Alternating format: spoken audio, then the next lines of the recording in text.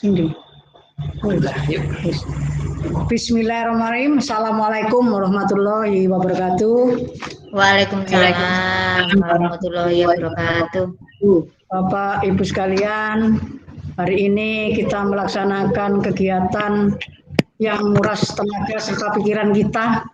Sebelum kegiatan ini kita mulai, marilah kita kan ada petugasnya ya untuk membacakan doa sebelumnya. Monggo Pak Toto nggih untuk membacakan doa nggih. Monggo kami nggih. Monggo Pak Toto. Nggih, siap Bu. Assalamualaikum warahmatullahi wabarakatuh. Waalaikumsalam warahmatullahi wabarakatuh. Terima kasih. Sebelum kita melaksanakan kegiatan ini, alangkah lebih baiknya kita kita berdoa bersama ya, agar kegiatan ini berjalan lancar dan dapat bermanfaat kita semua dan anak didik pada khususnya. Berdoa, mulai.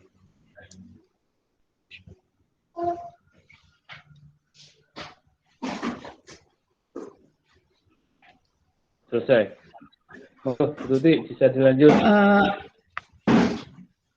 Terima kasih Pak Toto. Kita lanjutkan dengan acara icebreaker. Untuk selanjutnya kami serahkan kepada Bu Susiami. Nggih. Siap Bu.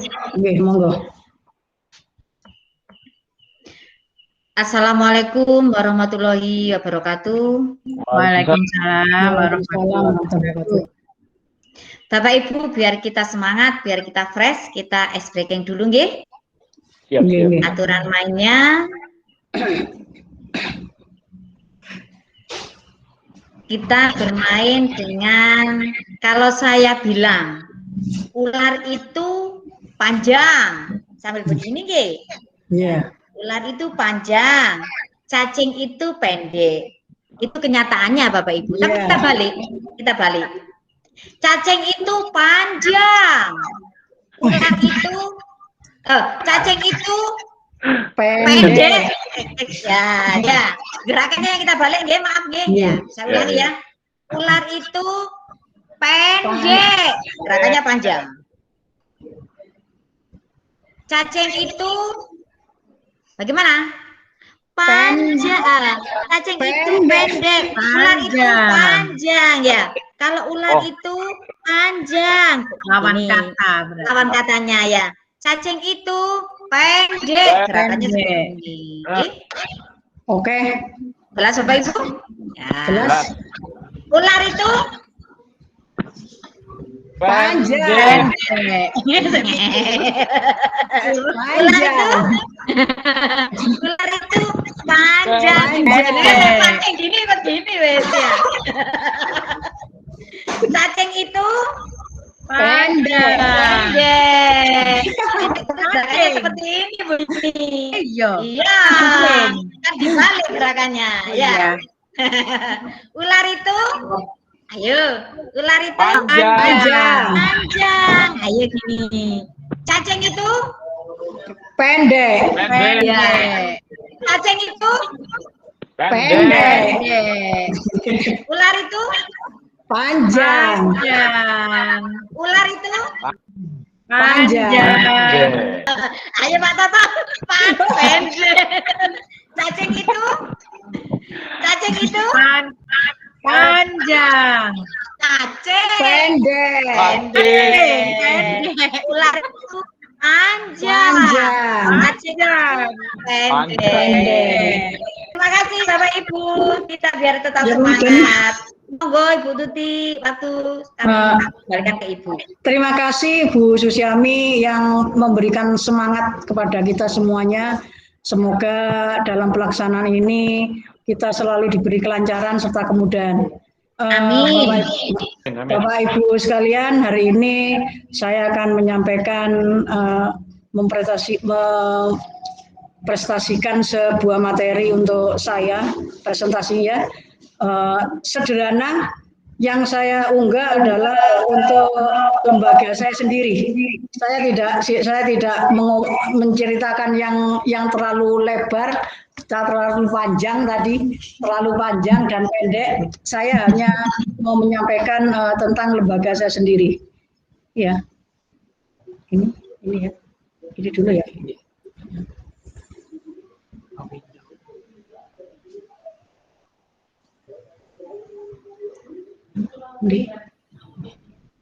Ini.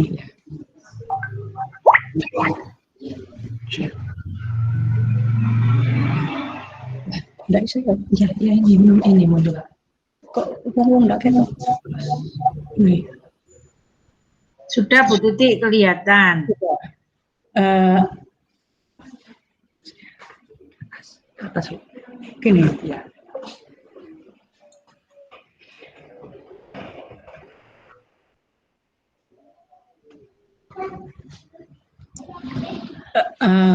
Bapak Ibu sekalian, hari ini saya akan menyampaikan tentang kondisi dan kondisi tentang lembaga yang ada, kondisi lembaga saya, yaitu SDN Ranuyoso 003. Saya akan menganalisis lingkungan sekolah yang ada di lembaga saya. Yang pertama, dengan keadaan alam daerah yang ada di lembaga saya, itu lembaga saya itu adalah daerah pegunungan, Ibu ya, sehingga masyarakatnya kebanyakan menjadi pedagang dan petani. Secara sosial masyarakat daerah Ranuyoso masih menganut prinsip gotong royong, budaya yang dianut kebanyakan budaya Madura. Misalnya untuk kebudayaannya itu yaitu kerapan sapi dan kuda kencak.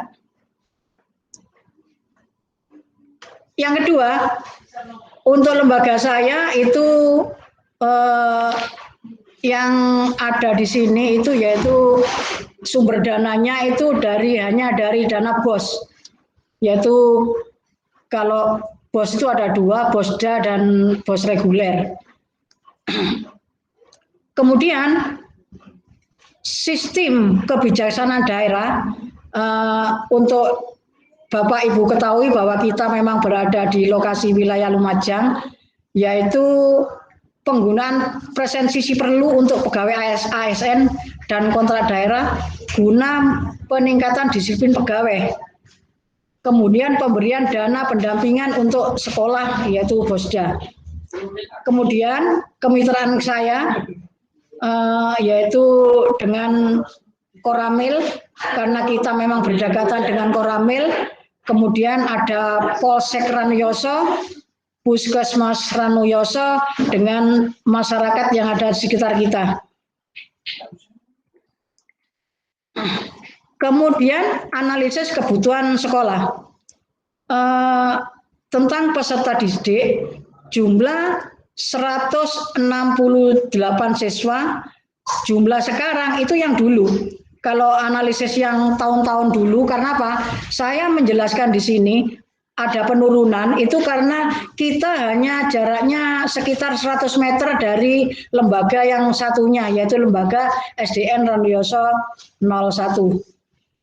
Untuk itu dengan seperti ini kita memang berjuang bagaimana kita tidak sampai kena regrouping, sehingga saya mempunyai strategi yang sekiranya untuk lembaga yang Ranuyoso 3 itu guru-guru itu saya yang wilayah yang mempunyai tempat yang berada di wilayah baik utara, selatan, timur itu mempunyai tugas sendiri-sendiri. Jadi cross check siswa, ada berapa siswa untuk tahun ajaran baru itu yang melaksanakan untuk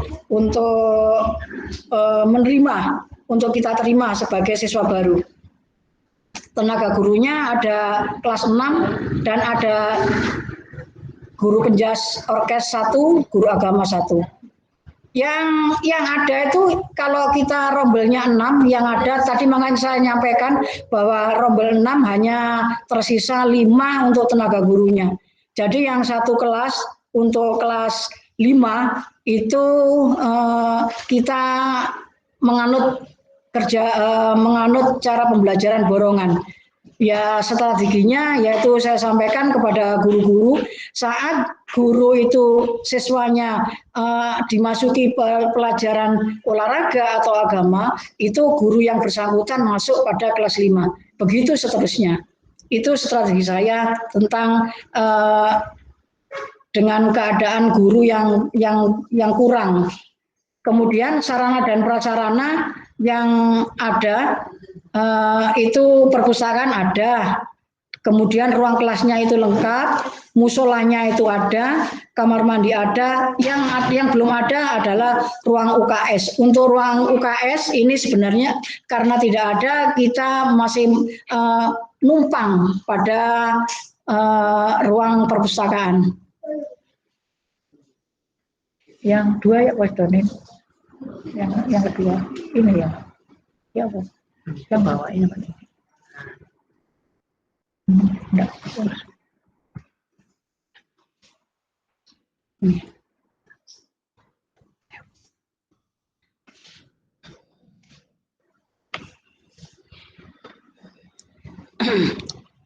Kemudian visi dari lembaga kami, terwujudnya sekolah berkualitas yang dijiwai nilai-nilai budaya dan karakter bangsa. Itu visi dari lembaga kami untuk yang sementara kita pakai. Kemudian yang misinya meningkatkan ketakwaan terhadap Tuhan Yang Maha Esa tentang kegiatan melalui kegiatan keagamaan.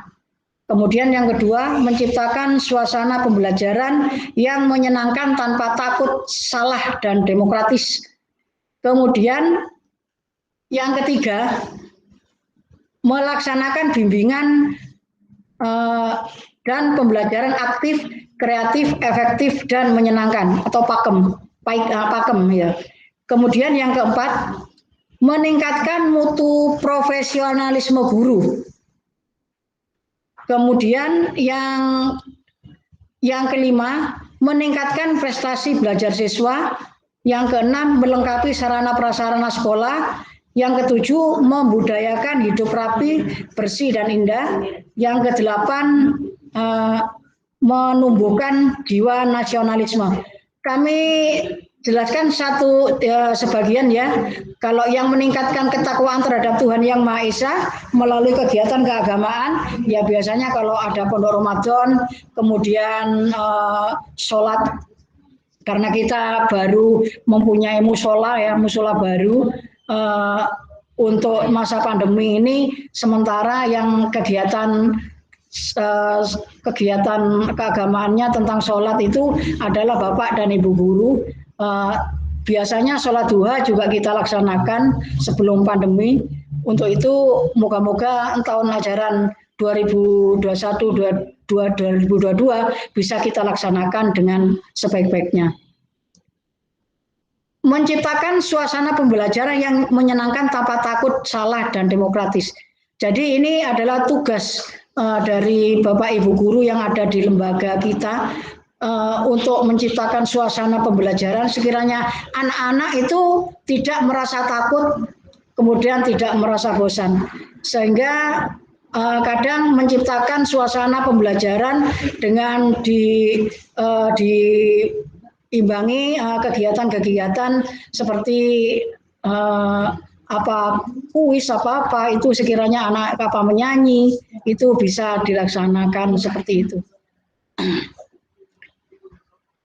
Melaksanakan bimbingan dan pembelajaran aktif, kreatif, efektif, dan menyenangkan. Ya, ini sebenarnya pembelajaran aktif, kreatif, efektif, dan menyenangkan itu bimbingannya ya seperti yang mungkin juga pelajaran ini bisa dilaksanakan juga yang ada di lembaga Bapak Ibu yang kami hormati. Meningkatkan mutu profesionalisme guru, yaitu dengan mengadakan pelatihan diklat. Kalau ada diklat itu pasti kita memang mendorong untuk Bapak Ibu untuk mengikuti kegiatan ini untuk menambah profesionalismenya. meningkatkan prestasi belajar siswa. Meningkatkan prestasi belajar siswa ini biasanya Bapak Ibu guru ini menambah, ada yang anak yang kurang mampu kan biasa gitu, kita beri perbaikan dan yang sudah mampu kita beri pengayaan. Dan untuk lembaga kita sudah ada tambahan, yaitu pembinaan tentang pembelajaran matematika dengan ada bimbingan dari pelatih, dari pembina yang ada dari lembaga lainnya. Sepertinya ini sudah mulai ada titik terang dan mulai ada keberhasilan. Melengkapi sarana dan prasarana. Untuk sarana dan prasarana ini sebenarnya kita yang belum ada itu yaitu ruang UKS ini masih belum. Sebenarnya ini merupakan PR bagi lembaga kami karena ini juga penting untuk tentang kesehatan anak-anak. Ini yang sangat kita perlukan memang seperti ini. Kalau seperti prasarana seperti ruang musola itu sudah kita laksanakan. Membudayakan hidup rapi, bersih dan indah. Untuk membudayakan hidup rapi, bersih dan indah, lembaga kami sudah menyediakan tempat cuci tangan, tempat sampah sudah kita sediakan per kelas. Kemudian di area-area tertentu sudah kita berikan tempat sampah yang sekiranya mudah anak main di tempat lain sehingga tidak jauh untuk menaruh sampah. Jadi kita membudayakan hidup rapi, bersih dan indah. Menumbuhkan jiwa nasionalisme. Untuk menumbuhkan jiwa nasionalisme ini biasanya kita melaksanakan dengan adanya kegiatan-kegiatan tentang apa itu kegiatan hari-hari besar seperti Hari Pendidikan, itu juga bisa kita laksanakan di situ. Kemudian tujuannya meletakkan dasar kecerdasan, pengetahuan kepribadian, akhlak mulia, serta keterampilan untuk hidup mandiri dan mengikuti pendidikan lebih lanjut. Nah, ini meletakkan dasar kecerdasan, pengetahuan kepribadian, akhlak mulia, serta keterampilan untuk hidup mandiri dan mengikuti pendidikan lebih lanjut.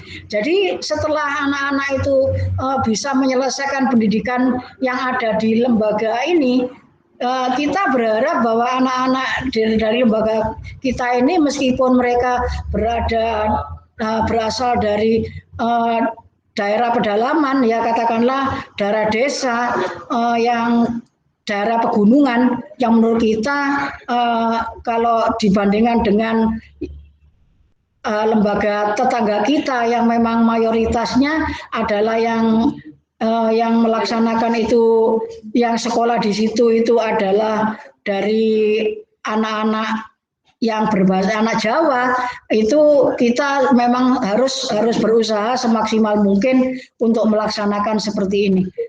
Perubahannya sudah mulai nampak selama saya di sini tentang seperti ini. Karena apa? Sebenarnya ini saya cerita, mulai saya masuk di sini ada anak, setiap kelas itu pasti ada anak yang tidak bisa membaca. Tapi dengan adanya hal tersebut, saya memang menggebrak dari setiap kelas yang tidak bisa membaca, saya minta untuk datang ke kantor saya yang ngajari sendiri di sini. Akhirnya tujuan itu dengan adanya seperti itu, karena memang kita menyadari bahwa kondisinya anak yang ada di sini memang adalah anak Madura.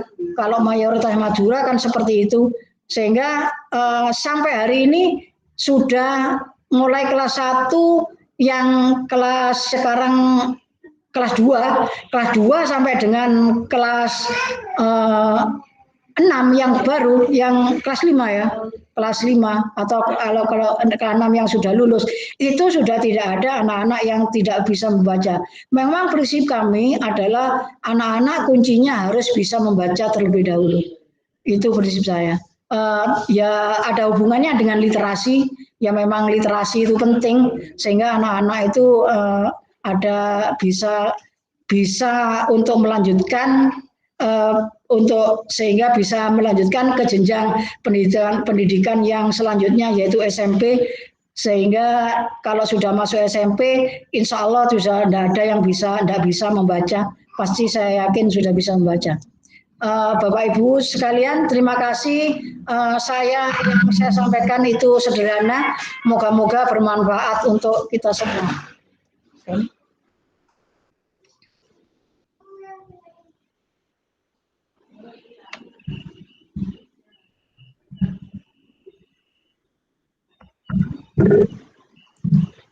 Monggo. Bapak Ibu sekalian, barusan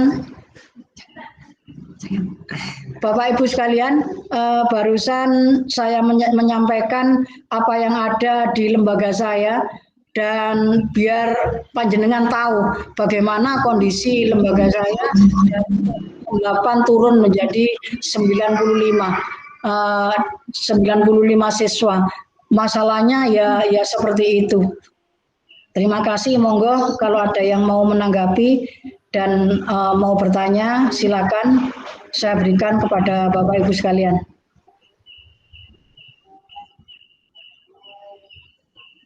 Monggo, Bu Susiami. Iya, siap Bu. Okay. Assalamualaikum warahmatullahi wabarakatuh. Waalaikumsalam warahmatullahi wabarakatuh. Terima kasih waktu yang sudah diberikan kepada saya. Ibu, tadi yang disampaikan Ibu sangat bagus sekali, nggih. Tapi saya mohon ini kurang mengerti, Bu.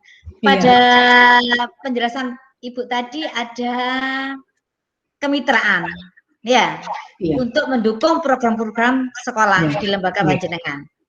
Kemitraan itu antara lain dengan Polsek. Maaf, dalam bentuk apa, Bu, kemitraan lembaga Ibu dengan Polsek tersebut? Contohnya bagaimana? Terima kasih, Bu. Menurut saya untuk yang kemitraan dengan Polsek itu sekarang kan sudah merambah narkoba. Jadi kita bisa kerjasama untuk menyampaikan itu kepada anak-anak tentang pengaruh narkoba. Kemudian kalau itu memang harus disampaikan kepada anak-anak. Baik anak, karena itu tidak boleh ditutup-tutupi. Jadi resiko memakai narkoba bagaimana, dan anak-anak jangan sampai mengenal yang istilahnya narkoba. Dan itu kita biasanya menyampaikannya itu maksud dari Polsek itu menyampaikannya pada saat upacara bendera. Bisa kita sampaikan di sana, beliaunya itu menyampaikan seperti itu dan seterusnya. Begitu juga dengan yang lainnya seperti Koramil itu, maaf ya, cuma yang itu saja, yang Polsek saja ya, yang Polsek saja Bu, yaitu kalau yang Polsek saja ya tentang narkoba. Kemudian yang kedua, lingkungan yang ada di Ranyoso itu kan memang ya lingkungannya seperti itu ya Bu, ya kita memang harus pandai-pandainya kerjasama dengan karena lembaga kita di belakang Polsek, pandai-pandainya kita harus kemitraannya mendekati dengan Polsek. Jadi kalau ada apa-apa tentang lembaga kita, ada masalah, ada problem baik dari warga sekitar, kita di samping mendatangi RT, kita juga minta bantuan daripada kepolisian.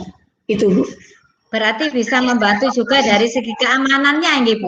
Sangat membantu Bu, sangat. Terima kasih Bu jawabannya Bu. Monggo yang lain. Terima kasih Bu Tutik. Dari saya mengucapkan penghargaan yang setinggi-tingginya atas apa yang sudah panjenengan lakukan di SD panjenengan. Saya salut, saya bangga. Kalau kami di lembaga kota ya mungkin problem-problemnya sudah beda gitu ya. Mungkin tadi saya menyambung khusus yaitu kemitraan dengan Polsek. Kami di lembaga kami juga bekerja sama dengan Polres. atau polsek kota gitu kalau kami. Salah satunya sosialisasi penggunaan helm anak-anak. Jadi anak-anak insya Allah kalau di desa banyak sekali anak-anak yang masih kecil-kecil sudah pada naik sepeda motor ke kebun ya Bu. Biasanya gitu. Nah, kan begitu ya. Iya. Mungkin ini dari segi keamanan anak-anak mungkin juga kemarin sudah diberikan sosialisasi dari Polsek Kota untuk penggunaan helm yang baik dan benar. Apa fungsi helm? Jadi memang perlu khusus ya kita kerjasama dengan Polsek. Selain untuk seperti yang dikatakan Bu Tuti tadi, pencegahan terhadap penyalahgunaan obat terlarang mungkin ya, karena anak-anak sekarang itu komik apa itu sudah merambah memang ke anak-anak. Nampaknya memang biasa saja, tapi dampaknya yang luar biasa. Mungkin itu dari saya. Terima kasih sama Bu Tuti yang sudah dilakukan di.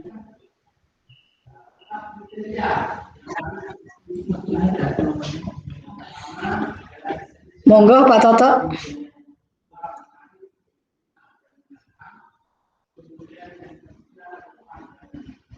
Suaranya. Sudah jelas, Bu. Sudah ya? Alhamdulillah. Terima kasih ya Pak Toto, Bapak Ibu sekalian semuanya, bahwa pada hari ini kegiatan alhamdulillah berjalan dengan baik dan lancar.